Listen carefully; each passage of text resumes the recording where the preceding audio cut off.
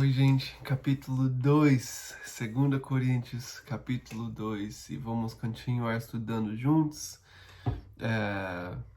A carta de 2 Coríntios não é a carta mais fácil de estudar, mas essa carta vai transformar sua vida, em nome de Jesus.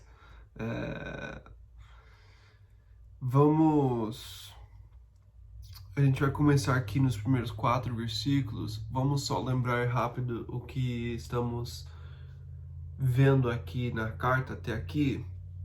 A gente tem visto Paulo falando sobre os sofrimentos, falando sobre a importância dos sofrimentos em nossas vidas, que tem propósito os sofrimentos em nossas vidas, e depois ele começa a falar sobre os planos de Deus e os planos dele. Lembra que ele tinha feito planos em 1 Coríntios de visitar a igreja, não deu certo isso, ele não conseguiu ir depois de ir para Macedônia como ele tinha falado, e por causa disso a igreja teve dificuldade com Paulo, pensou: se ele não foi fiel com isso, será que a gente pode confiar na mensagem dele? Porque ele já mentiu pra gente, ele já falou que uma coisa e não aconteceu, então será que a mensagem dele é digna de confiança? E ele explicou que sim, ele explicou que Deus tem planos maiores e nós temos que confiar nos planos de Deus. Nós podemos saber o que Deus revelar pra gente, mas estamos tentando descobrir o que Deus está falando pra gente. Então, nós temos as escrituras para conhecer Deus, nós temos a revelação que Ele deu através de Jesus e o entendimento sobre a graça, mas a vontade de Deus para minha vida é um pouco mais difícil de discernir. Então, não é tão fácil como a mensagem da graça e do plano de salvação, né? Então, aqui ele vai continuar nesse mesmo assunto. Ele tá, na verdade, os primeiros 4 versículos podiam fazer parte do último capítulo, acho que faria mais sentido, mas vamos lá. Só lembrando que foi isso que ele falou. Então, eu vou ler os primeiros 4 versículos. Por isso resolvi não fazer outra visita que causasse tristeza a vocês, pois se os entristeço, quem me alegrará senão vocês, a quem tenho entristecido? Escrevi como escrevi, para que quando eu for, não seja entristecido por aqueles que deveriam alegrar-me.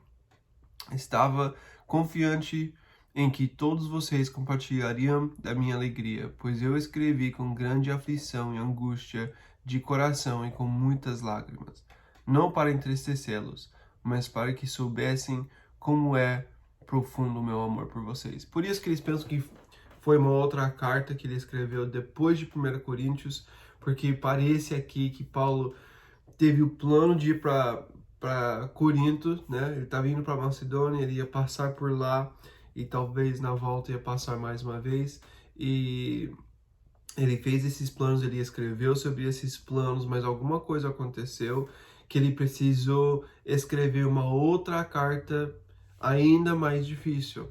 Então, parece que estava acontecendo coisa que ele precisou corrigir e ser bem duro, ainda mais duro que ele foi em 1 Coríntios. E por isso que ele não foi. Então, ele mudou de ideia. Ele tinha escrito que ele ia, mas vendo a situação na igreja, ele decidiu não ir e ele escreveu a carta, porque ele falou: eu prefiro ser duro na carta e depois, quando eu estou com vocês, ter alegria. Então, o coração de Paulo é que ele quer ser um encorajamento para eles, ele quer ter alegria com eles, ele quer um relacionamento saudável, ele quer um relacionamento bom com a igreja. Então, Paulo escreveu o que ele escreveu em 1 Coríntios, aconteceu mais coisas que a gente não sabe como foi, o que aconteceu, mas ele teve que, ao invés de ir, ele estava com planos de ir, não podia ir, para não ser duro na carne, ele escreveu a carta ao invés de ir e estar presente com eles e ter que, talvez ter uma conversa que pode arruinar o relacionamento. Ele falou: não, eu prefiro escrever uma carta, deixar claro as coisas e depois eu posso ir e depois disso ser resolvido, a gente pode ter a alegria de estar juntos novamente. Então esse foi o plano de Paulo pensando na igreja. A gente vai ver nesse capítulo que ele sempre tem coração para a igreja, ele ama a igreja e ele quer cuidar da igreja. Então Paulo vai falar o que é necessário, porque ele ama e ele tem responsabilidade e ele vai falar as coisas difíceis. Se nós amamos de verdade, a gente não pode fingir que tá tudo certo quando não tá, né? Tem que falar a verdade, tem que resolver os problemas, tem que falar que pecado é pecado. Se a gente não faz isso, a gente não ama, porque a gente não tá pensando no bem da pessoa. Mas ao mesmo tempo, a gente quer saber fazer isso de uma forma que não vai arruinar o relacionamento, né? A gente não quer simplesmente chegar e começar a falar tudo que tá errado. A gente tem que ter base de relacionamento, a gente tem que saber amar no meio do ensino e da exortação. Então, não é tão fácil de simplesmente chegar e começar a falar de tudo que está errado.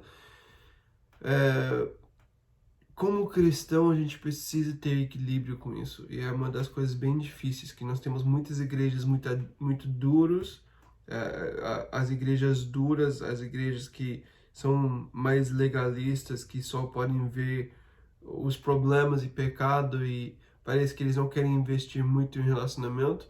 Isso é um perigo, né? Porque é só regra, é só lei e não é graça e não é amor. E no outro lado nós temos igrejas que é só emocional, só paz e amor e nada de pecado e exortação e crescimento. Os dois são errados. Nós temos que achar um equilíbrio. Eu não posso ser muito só no lado da graça e de paz e de tudo amor e alegria o tempo todo, né? Porque não é a verdade. A gente precisa lidar com o pecado. Mas no outro lado, a gente não pode ser só legalismo, pecado, exortação o tempo todo, porque não tem base de amor. Nós temos que unir essas duas coisas, nós temos que ter um equilíbrio com essas coisas e saber fazer tudo com o coração certo. E Paulo está tentando buscar isso. Muitas vezes, quando a gente tenta fazer isso, as pessoas não vão entender bem. As pessoas vão pensar que a gente está fazendo errado, mas a gente falou sobre isso no último capítulo. As pessoas vão entender a gente errado muitas vezes. Mas principalmente como líderes, quando a gente tem liderança na igreja ou em algum ministério, nós temos que orar, ter direção de Deus, ter convicção naquilo que a gente faz e não só ouvir das pessoas, porque as pessoas vão falar muitas coisas. Mas eu preciso lidar com o pecado e eu preciso ter base de relacionamento e amor. Então, as duas coisas. E Paulo está buscando isso. Então, ele fala, eu quero estar com vocês, eu quero que vocês são minha alegria. Eu quero estar com vocês e ter alegria com vocês. Mas eu precisei corrigir esse problema. Então, isso veio primeiro e depois a gente pode ter alegria de novo. Mas ele fala sobre o profundo amor que ele tem por eles. Isso é verdade. A gente vai ver, ele vai provar isso aqui nessa carta.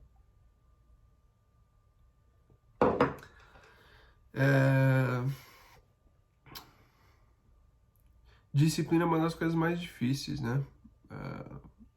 Até com meus filhos eu tenho uma responsabilidade. A Bíblia fala sobre a importância de disciplinar meus filhos, de ensinar. Mas eu não gosto. Eu não gosto de fazer isso, mas eu sei que é necessário, porque se eu não ensino, se eu não faço essa disciplina quando são pequenos, então eles vão sofrer a vida toda. A Bíblia fala bastante sobre essa disciplina dos pais que tem que disciplinar os filhos. Bela? Bela acordou. Versículo 5.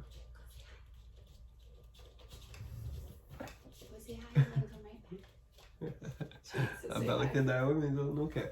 Want to say hi really fast? Say hi, sleepy girl. Não vai. Versículo 5. Eu vou ler essa parte grande também porque, de novo, ele está lidando com algo na igreja, algo entre ele e a igreja versículo 12 vai ter mais coisas práticas pra gente que eu quero focar nosso tempo hoje, mas eu vou ler de 5 a 11, dar o contexto, falar alguns pontos principais e continuar pro final do capítulo. Se um de vocês tem causado tristeza, não a tem causado apenas a mim, mas também em parte, para eu não ser demasiadamente, não sei o que significa essa palavra, severo com todos vocês. A punição que foi imposta pela maioria é suficiente. Agora, ao contrário, vocês devem perdoar-lhe e consolá-lo, para que ele não seja dominado por excessiva tristeza. Portanto, eu recomendo que reafirme o amor que tem por ele. Eu escrevi com o propósito de saber se vocês seriam aprovados, isso é, se seriam obedientes em tudo. Se vocês perdoam alguém, eu também perdoo. E aquilo que perdoei, se é que havia alguma coisa para perdoar, perdoei na presença de Cristo por amor a vocês, a fim de que Satanás não tivesse vantagem sobre nós, pois não ignoramos as suas intenções. Então aqui Paulo está falando sobre aquela pessoa que ele tinha falado em 1 Coríntios, que estava em pecado, que eles precisavam expulsar, entregar a Satanás, porque ele estava sendo enganado pensando que ele estava bem, quando na verdade ele estava em pecado, estava longe de Deus, e a igreja não estava bem porque pensava que era espiritual celebrar a graça de Deus, deixando as pessoas continuarem seus pecados. E Paulo escreveu e falou, não, isso não está certo, você não pode deixar o pecado continuar dessa forma, você tem que lidar com o pecado na igreja, você tem que expulsar essa pessoa que está fazendo esse tipo de coisa, é ruim para a igreja, é ruim para ele, tem que mostrar um exemplo para a igreja que isso não é aceitável e tem que ser severo com isso.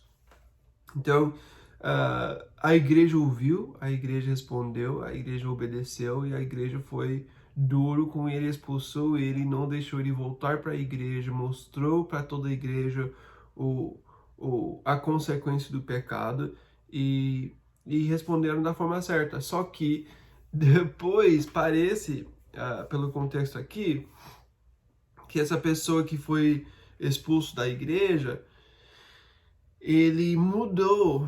Depois de ser expulso, ele viu que ele não estava bem, ele viu que não estava aceito, ele viu que tinha sido entregado a Satanás, que não estava bem espiritualmente, não estava com a cobertura da igreja, e ele precisava de uma mudança na vida dele. Isso aconteceu e a igreja não aceitou ele de volta. A igreja pensou, Paulo falou que temos que expulsar, então ele não pode voltar mais. Nós temos que ouvir do Paulo. Eles ficam falando do Paulo como se foi a culpa do Paulo que ele não pode ir para a igreja. E Paulo fala, não, mas se vocês perdoaram, eu posso perdoar também. O ponto disso é que quando ele está vivendo abertamente em pecado, vocês têm que lidar com esse pecado. Agora que ele mudou, que ele pediu perdão, que ele saiu desse estilo de vida, vocês podem aceitar de volta. Se vocês querem perdoar ele, vocês precisam perdoar ele. E perdoando ele, eu também vou perdoar ele. Eu tô junto com vocês, eu não tô contra vocês, eu não tô falando que ele não pode fazer parte da igreja. Então ele mudou e eles queriam continuar sendo duro. E como cristão nós precisamos de novo achar esse equilíbrio. Nós temos que lidar com o pecado, mas nós temos que amar o pecador. Esse é aquela coisa, né, que a gente viu. Nós amamos, mas o amor vai se mostrar em formas diferentes, em momentos diferentes. Às vezes a coisa que a gente faz para mostrar nosso amor é exortação. Às vezes até expulsar da igreja. Isso é amor porque eu estou fazendo o que essa pessoa precisa para despertar a pessoa, para mostrar para a pessoa que existe esse problema. Você não pode fingir que você está bem. Você não está bem. Você está mentindo para você mesmo. Isso está acontecendo e não pode continuar acontecendo. Então, existem momentos que mostrar amor vai sair dessa forma, expulsar alguém, exortar alguém, mostrar o limite do pecado. Às vezes o amor vai sair de outra forma, vai ser perdão, vai ser graça, vai ser aceitar a pessoa de volta. Existem várias formas de mostrar o amor. Nós temos que ter discernimento que vem do Espírito para saber fazer isso bem em cada momento. Por isso que a gente não pode olhar para uma receita para lidar com pessoas. Nós temos que ter o Espírito Santo. Nós temos que estar cheios do Espírito Santo para lidar com a igreja e com pessoas. Porque cada pessoa é diferente. A gente não pode tratar as pessoas como problemas, como algo que tem que ser resolvido, mas nós temos que olhar para as pessoas como uma pessoa que precisa de ajuda. E qual que é a ajuda que essa pessoa precisa? Essa pessoa tem uma história, tem seus problemas, e eu preciso tratar essa pessoa dentro dos seus problemas, dentro da sua história, entendendo o que é melhor para essa pessoa e essa situação.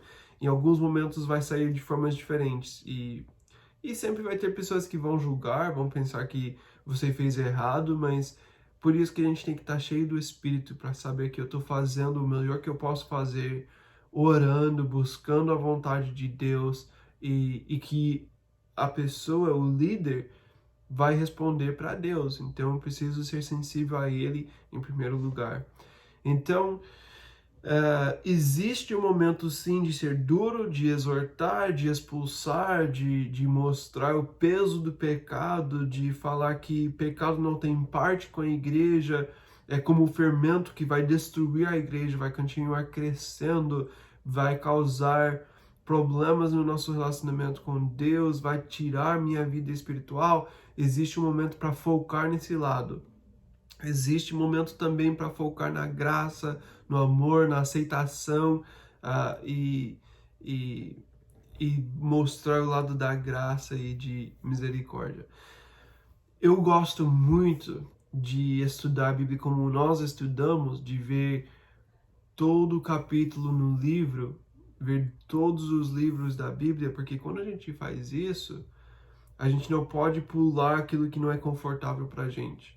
Isso nos ajuda a não ficar muito no lado de legalismo e ser muito duro. Isso ajuda a gente não ser muito no lado da graça e amor e misericórdia e esquecer do pecado. Quando nós ensinamos a palavra de Deus, quando a Bíblia está falando sobre pecado, a gente fala sobre pecado.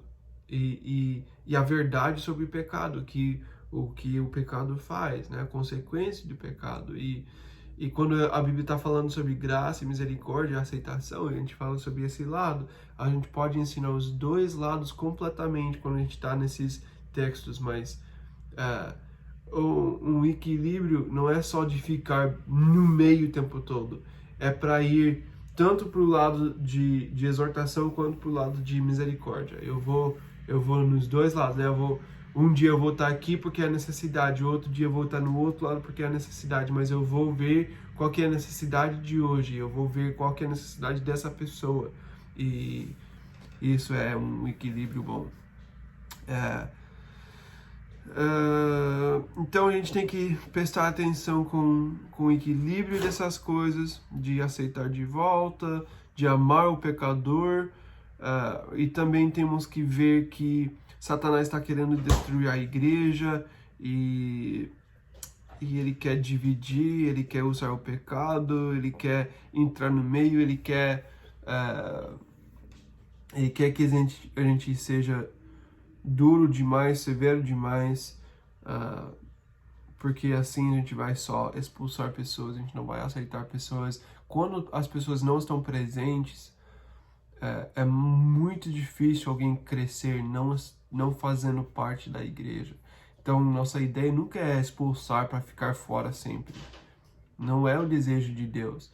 Mas existe um momento com alguém que tem coração duro de ser expulso da igreja ou ter um tempo fora da igreja.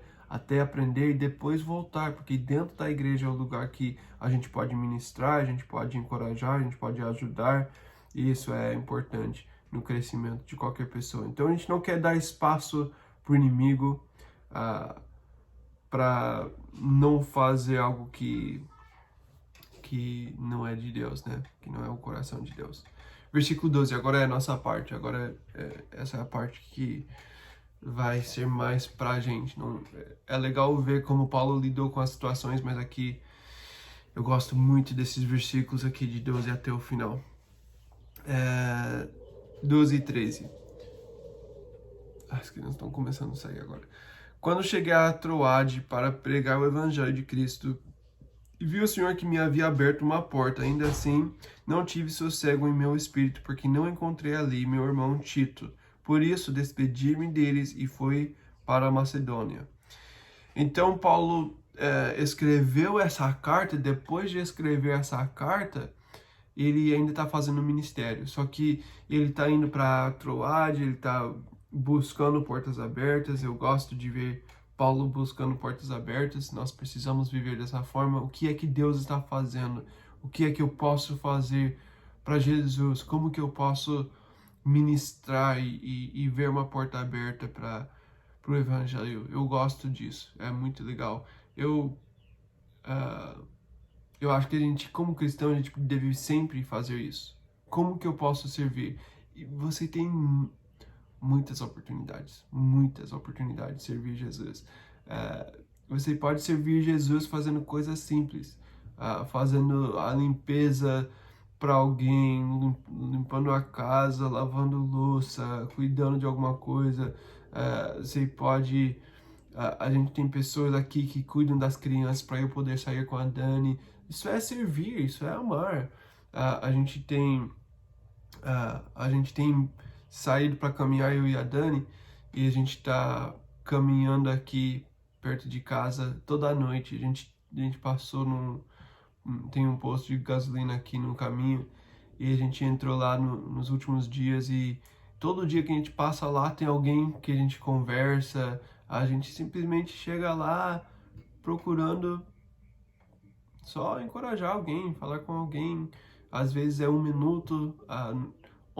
Antes de ontem, a gente encontrou com uma mulher que foi expulsa da casa, não tinha onde dormir, não tinha comida, não tinha dinheiro, não tinha celular. A gente ajudou ela, ficamos 1 hora com ela, ajudando a ligar para as pessoas para ajudar, compramos comida para ela, compartilhamos de Jesus para ela e oramos com ela.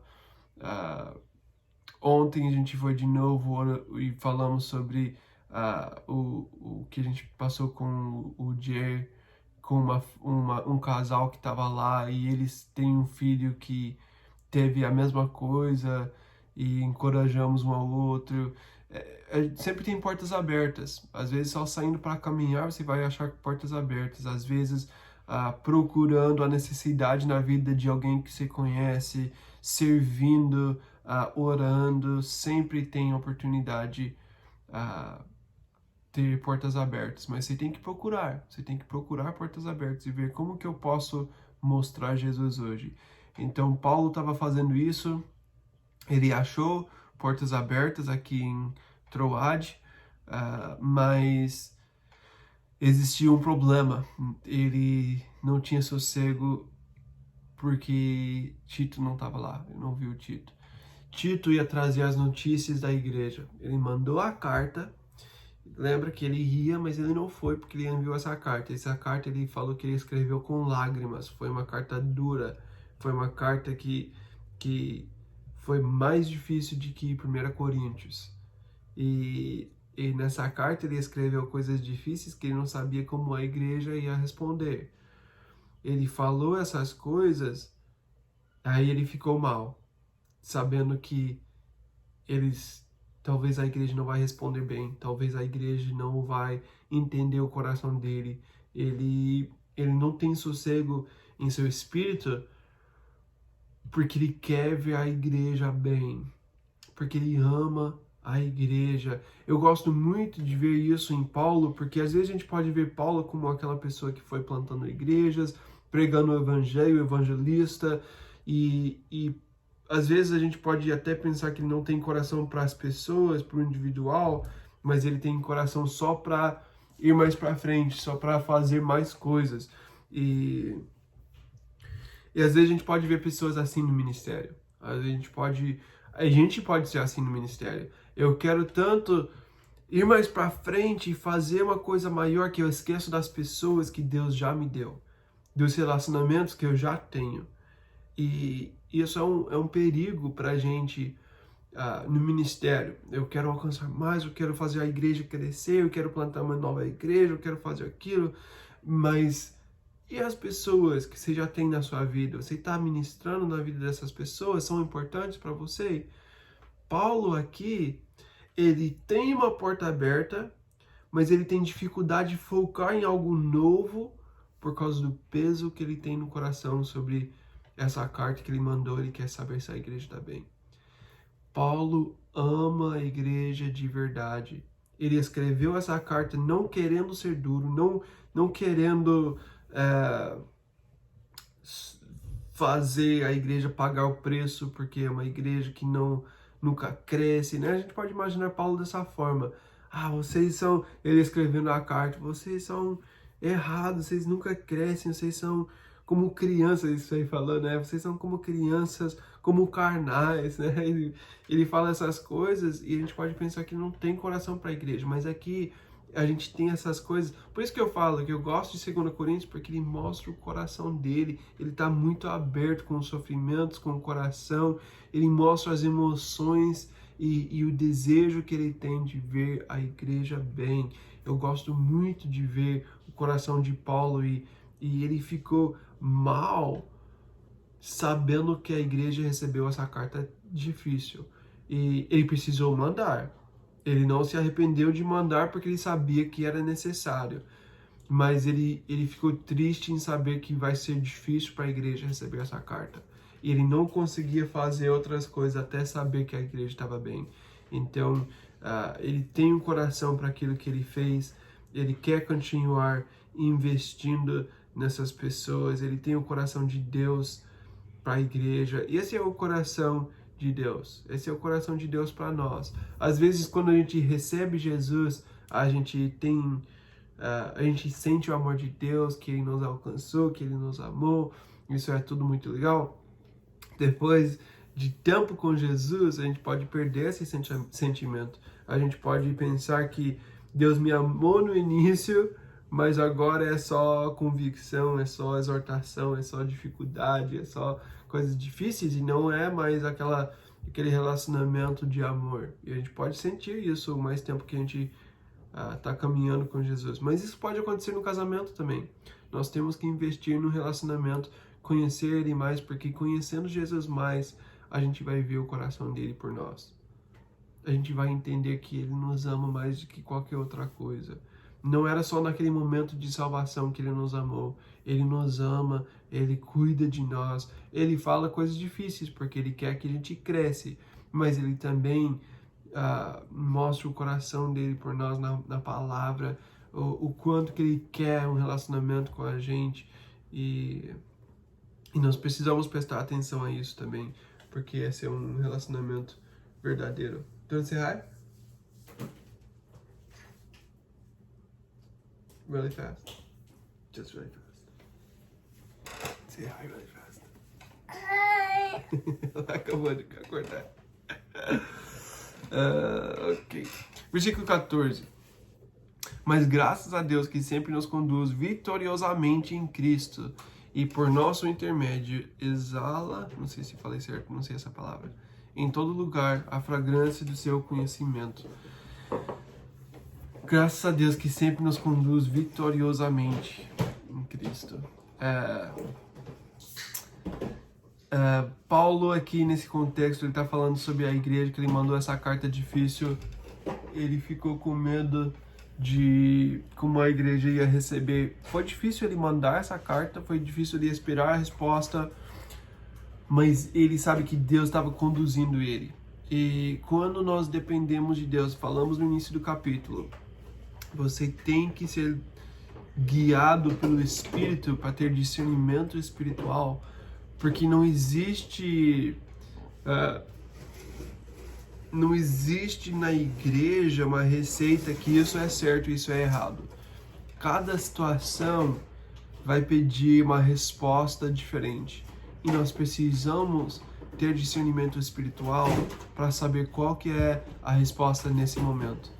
E quando estamos sendo conduzidos por Deus, estamos sendo conduzidos em vitória.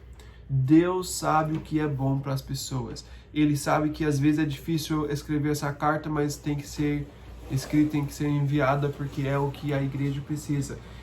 E Deus sabe que às vezes é difícil expulsar uma pessoa, porque não é fácil para a gente, mas Ele sabe que isso é o que a pessoa precisa.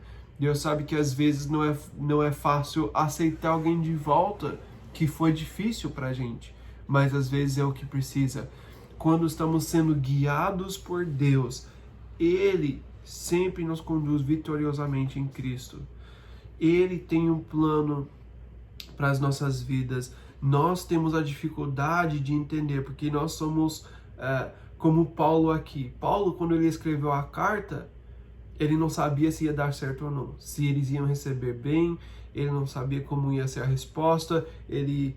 Paulo fez os planos e os planos não aconteceram como ele pensou. É legal ver aqui Paulo estando aberto, porque ele mostra. Lembra que a gente viu sobre o espelho? A gente não está vendo tudo claramente. Nós estamos tentando discernir coisas espirituais, entender o chamado de Deus e a direção de Deus em cada situação.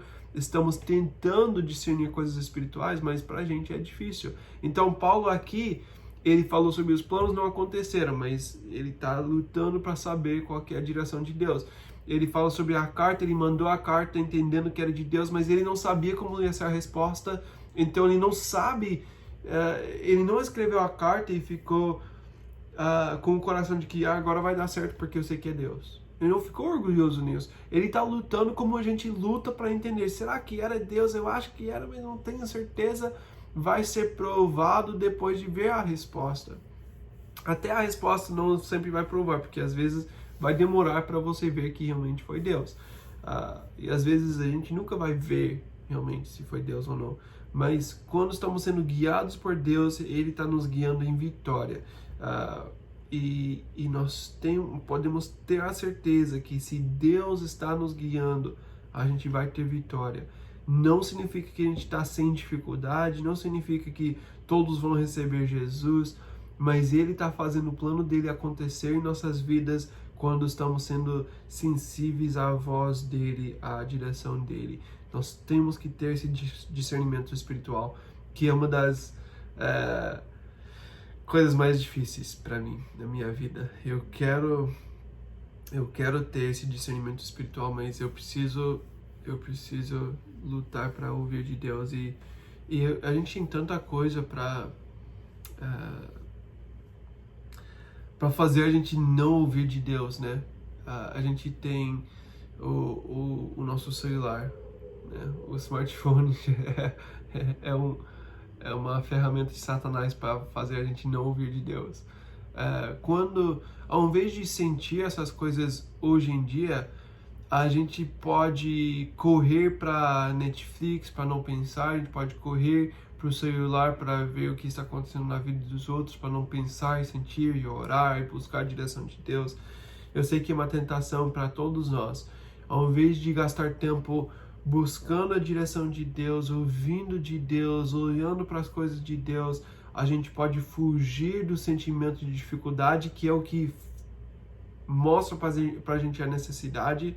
A gente vai correndo para não sentir nada. Então eu vou procurar algo para não ter que sentir. E eu vou atrás de um filme para não ter que pensar. Eu vou ver o que está acontecendo na vida dos outros para não ter que pensar na minha vida. Eu faço essas coisas fugindo da minha responsabilidade. E isso faz com que a gente tenha dificuldade de discernir o que Deus está fazendo. E a gente precisa lutar contra isso, contra esse desejo. É saudável a gente Tem jejum que é de comida para mostrar como nós somos carnais, né? Que eu só penso na minha carne, eu só penso nos meus desejos e eu preciso falar para o meu corpo que eu vou parar de pensar nos desejos da carne e vou começar a gastar esse tempo para pensar no espiritual, né? Esse é o jejum. Isso é bom, mas a gente precisa também fazer jejum às vezes dessas outras coisas que podem tirar nosso foco. Posso fazer jejum de Netflix, posso fazer jejum de Instagram, de aplicativos no celular. Tira as coisas, tira o Instagram, o Facebook por uma semana para gastar tempo ouvindo de Deus.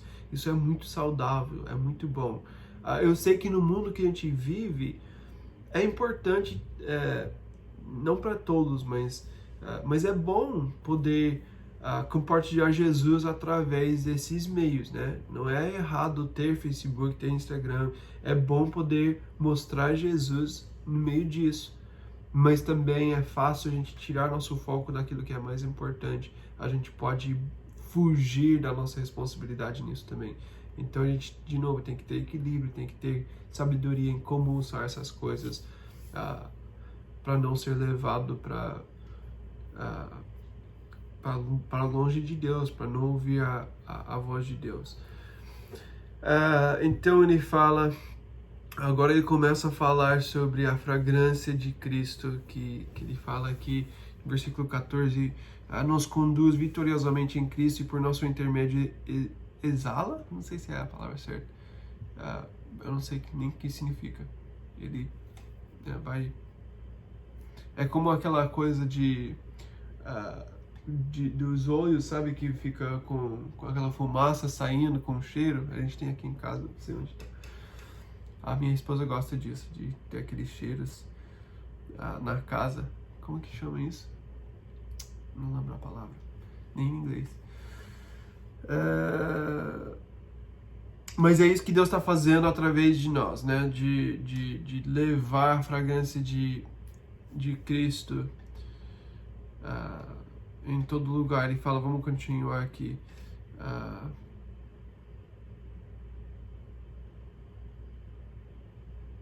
Estou vendo minhas anotações, eu não estou entendendo minhas anotações, mas vamos só ver o que ele fala. 15, vamos ver o 15, 16, vamos ver até o final, 15 até o final. Porque para Deus somos o aroma de Cristo entre os que estão sendo salvos e os que estão perecendo. Para estes somos cheiro de morte, para aqueles fragrância de vida, mas quem está capacitado para tanto? Ao contrário de muitos, não negociamos a palavra de Deus visando algum lucro. Antes, em Cristo, falamos diante de Deus com sinceridade, como homens enviados por Deus. Nós somos a fragrância de Cristo, o aroma de Cristo, e nós temos essa responsabilidade de mostrar Jesus para o mundo. Olhe comigo em 1 Pedro, capítulo 2.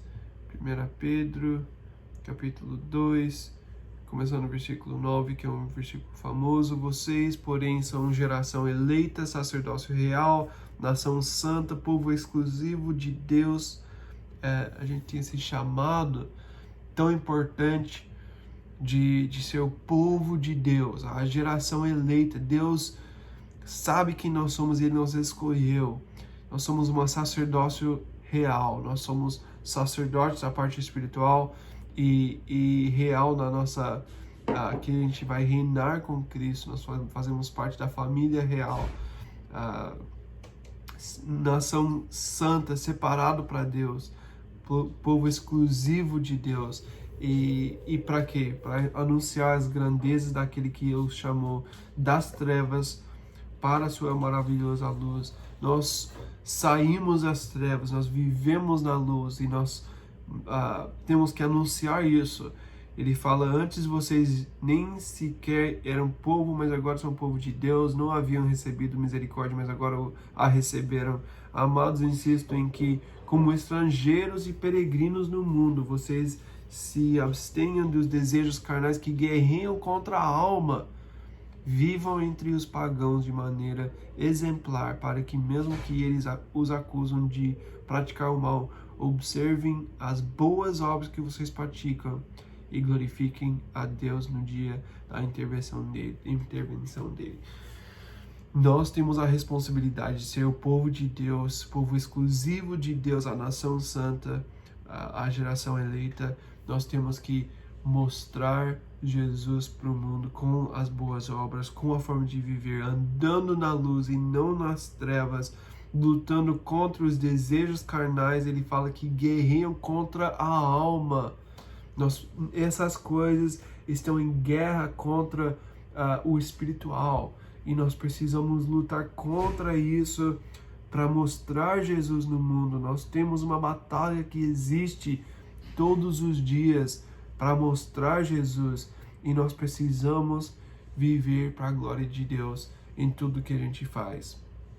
O cristão tem um chamado de ser o aroma de Cristo no mundo, e isso para todo cristão. A gente faz isso vivendo diferente. Se não estamos vivendo diferente, não estamos sendo a fragrância, o aroma de Cristo. E esse é o nosso chamado.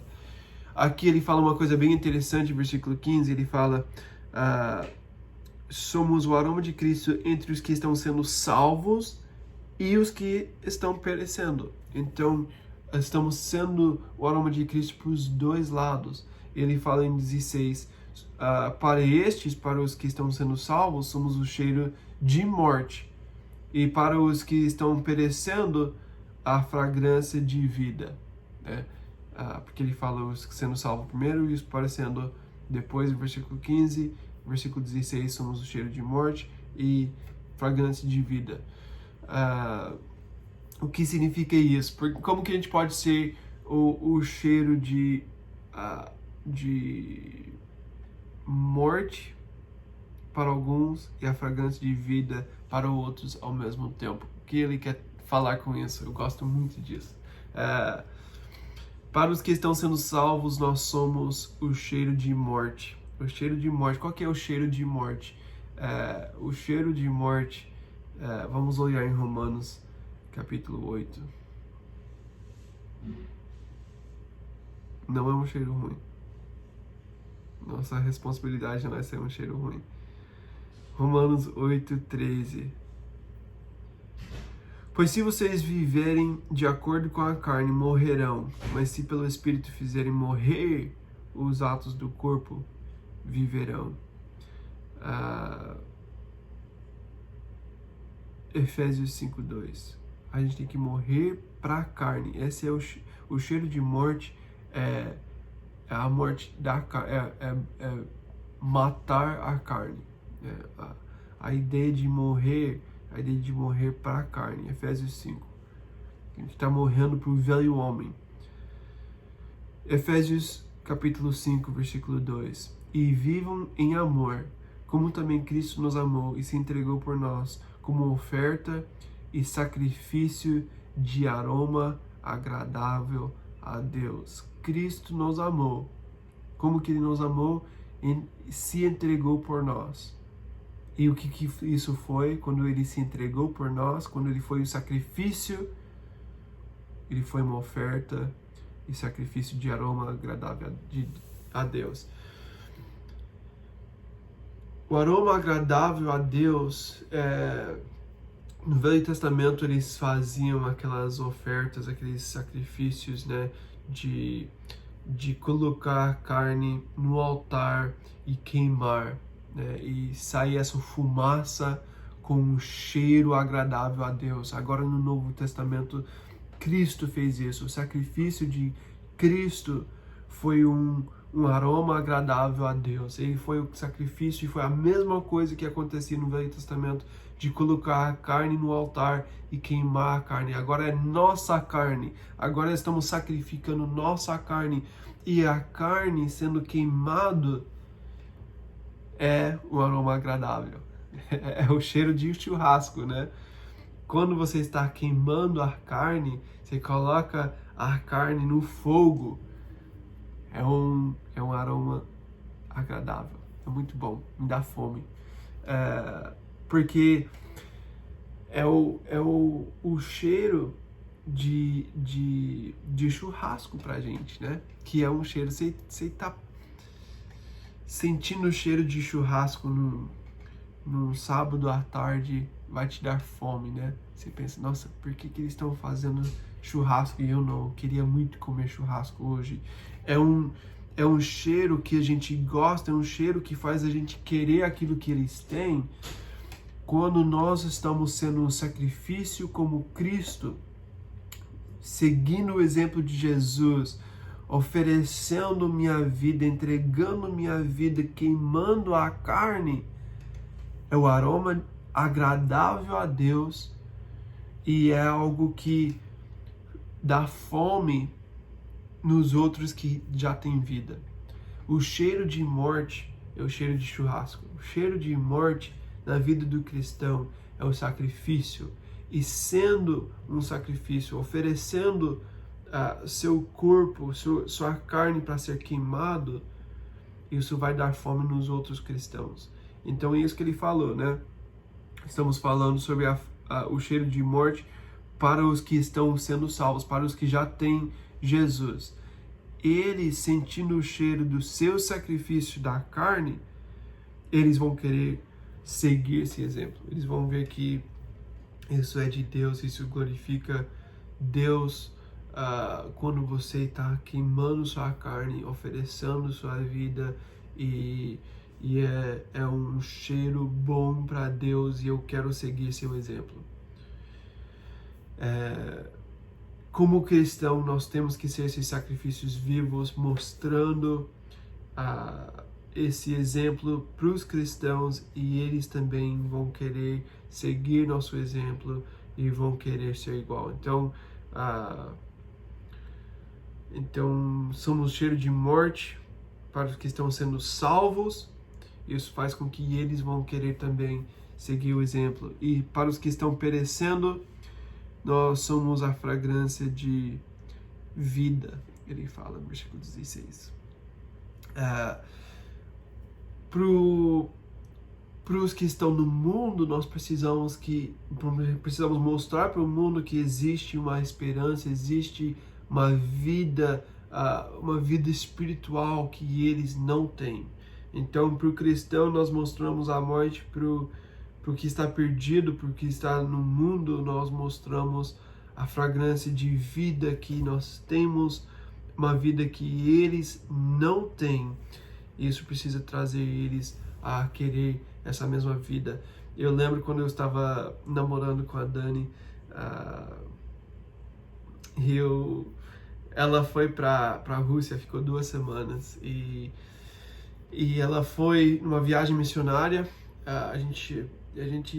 Eu acho que a gente não estava noivo ainda, mas a gente estava namorando, sabendo que a gente ia casar, porque a gente já sabia depois de algumas semanas que a gente ia casar. E ela foi, isso foi 16 anos atrás, mais de 16 anos atrás, então não tinha a tecnologia que tem hoje, né? A gente não tinha celular para ficar conversando o tempo todo. Eu não podia conversar com ela, não tinha como conversar com ela quando ela estava lá. Então, o que ela fez, ela me amava muito. Ela escreveu uma carta para cada dia que ela ia estar fora, né? Que ela ia estar longe. Ela me deu todas as cartas quando ela saiu, mas ela tinha a data de cada dia para cada carta, né? E ela escreveu uma carta para cada dia. E ela colocou o perfume dela nas cartas. Então, quando eu abri dentro do envelope, né? Eu abri a carta, tirava o papel e saía o cheiro do perfume que ela usava. É muito amor, né? Eu não acreditava que ela fez tudo isso. Cada dia que eu abri, eu li as palavras dela, eu li o que era do coração dela, o que ela queria falar para mim nesse dia. Eu senti o cheiro de perfume que me lembrava dela. e eu lembrava que ela vai voltar.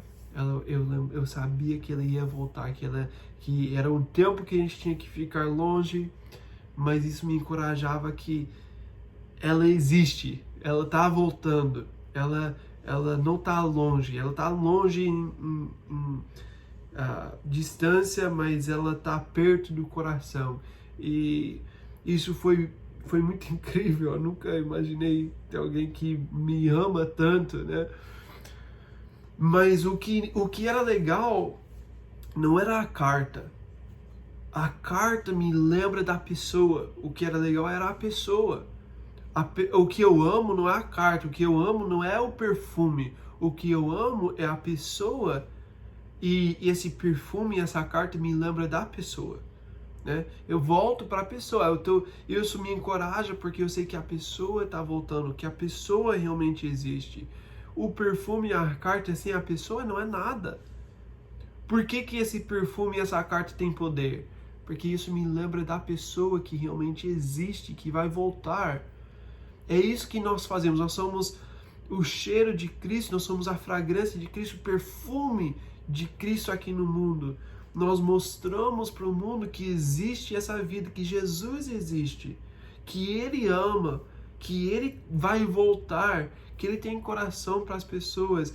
E quando nós estamos sendo essas cartas vivas que, na verdade, não, a gente tem que falar sobre essa parte, mas esse cheiro, essa fragrância de Cristo, estamos falando para o mundo que existe essa pessoa.